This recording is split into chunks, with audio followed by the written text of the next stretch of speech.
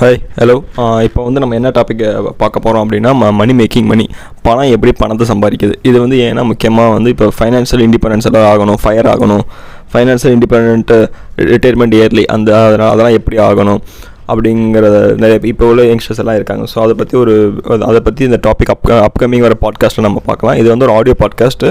Just ஒரு black screen மட்டும் தான் இதில் தெரியும். நீங்கள் இதை ஹெட்செட் போட்டுட்டு நீங்கள் உங்கள் வேலையும் நீங்கள் யூஸ் பண்ணலாம். இந்த டைமுக்காக நீ வீடியோ பார்த்து ஃபோனை கையில் வச்சுட்டு நீங்கள் உங்கள் டைம் இதுக்காக செலவு பண்ணணும்னு இல்லாமல் நீங்கள் ஜஸ்ட்டு ஆடியோ ஹெட்செட்டை போட்டுட்டு நீங்கள் வந்து உங்கள் வேலையை பார்க்கலாம். இது ஆடியோ பாட்காஸ்ட்டாக கேளுங்க. ஃபஸ்ட்டு வந்து மணி மேக்கிங் அப்படிங்கிறது கான்செப்ட்னா என்னங்கிற பேசிக் இன்ட்ரோ பார்ப்போம்.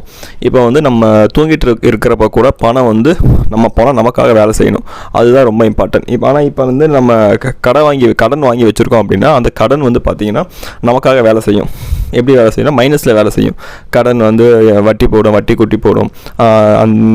அந்த வட்டியே வந்து காம்பவுண்ட் ஆகும். ₹1 கடன் வந்து ₹10 கடனாக மாறும்.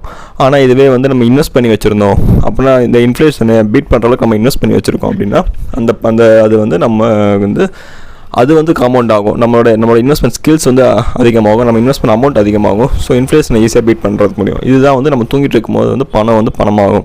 இப்போ நீங்கள் சம்பளம் ஒரு 50,000 வாங்குறீங்க, இல்லை 20,000 வாங்குறீங்க. பேசிக்காக ஒரு ஸ்டார்டிங் வேலைக்கு போகிற ஐடிக்கு வேலைக்கு போகிற பசங்க பொண்ணுங்க, இல்லைனா வந்து ஒரு 20 வயசில் வேலைக்கு போகிற ஸ்டார்டிங் வேலைக்கு போகிறாங்க, ஒரு 10,000 15,000 20,000 சம்பளம் வாங்குறோம் அப்படின்னா நம்ம வந்து பேசிக்காக வந்து இன்வெஸ்ட் பண்ண ஆரம்பிக்கலாம். எஃப்டியில் போட்டால் கூட 6% இன்ட்ரெஸ்ட் கிடைக்குது. நீங்கள் ₹100 எப்படி போட்டிங்கன்னா உங்களுக்கு ரிட்டர்ன் வந்து ₹6 கிடைக்குது.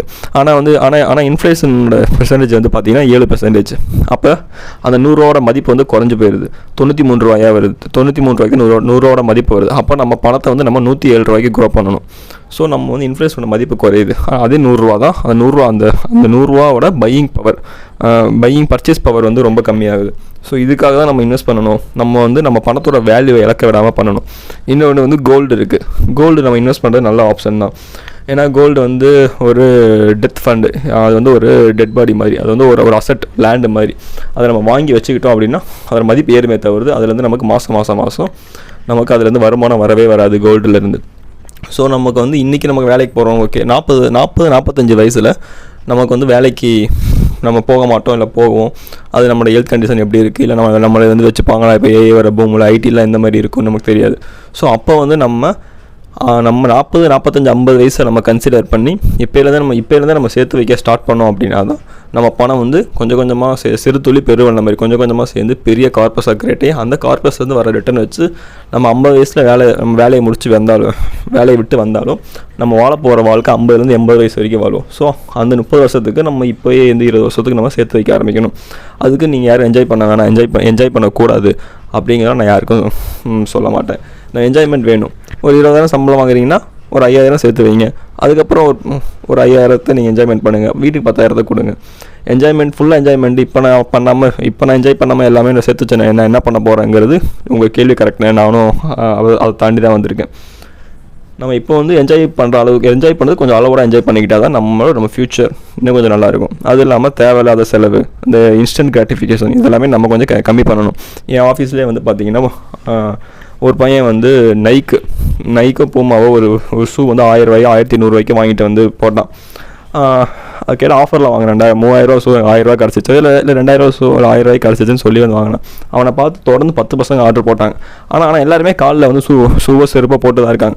அவங்களுக்கு வந்து அந்த ஷூவோ செருப்பு இப்போ வாங்க போகிற ஷூவோ செருப்போ தேவையில்லாத ஒரு பொருள் தான். ஆனால் அவங்க என்னால் ஆஃபரில் கிடைக்குது அப்படின்னு தொடர்ந்து 10 பேர் வாங்குறான். அவன் வாங்கி வீட்டில் தான் வச்சுக்கிறான். எவ்வளோ காஸ்ட்லியாக ஷூ வாங்கினா வீட்டுக்கு வெளியே தான் அது இருக்க போகுது. ஸோ என்றைக்கோ ஒரு நாள் யூஸ் பண்ணுறதுக்காக எதுக்கு தேவையில்லாத பொருளை வாங்கி வச்சுக்கிறோம். இதுதான் வாரன் பஃபெட் சொல்லுவார். நீ வந்து உனக்கு தேவையில்லாத பொருள் வாங்கினா உனக்கு நீ தேவை இருக்கிற பொருளை நீ விற்கிற மாதிரி வரும், உனக்கு கஷ்டங்காலம் வரப்போ. ஸோ இந்தமாரி வந்து நம்ம சின்னதாக நம்ம பணத்தை வந்து சேர்த்து வச்சுக்கிட்டு சின்னதாக நம்ம சந்தோஷத்தை கொஞ்சம் கம்மி பண்ணிக்கிட்டு, இந்த சந்தோஷம் இப்போ வேணுமா, இன்னும் கொஞ்சம் நாளைக்கு வேணுமா, கொஞ்சம் தள்ளி போட்டுட்டு கொஞ்சம் காசாக நம்ம சேர்த்து வச்சோம்னா பெரிய கார்பஸாக கிரியேட் ஆகும். 50 வயசில் இப்போ என் ஆஃபீஸ்லேயே வந்து பார்த்திங்கன்னா சிம்பிளாக நான் சொல்லுவேன், மொத்தம் 12 மாடி இருக்குது. அந்த 12 மாடியில் 45 வயசு மேலே ஆளுங்களை நான் வந்து விரல விட்டு எண்ணுவேன். 45 வயசு மேலே குறைஞ்ச 100 பேர் கூட இருக்க மாட்டாங்க.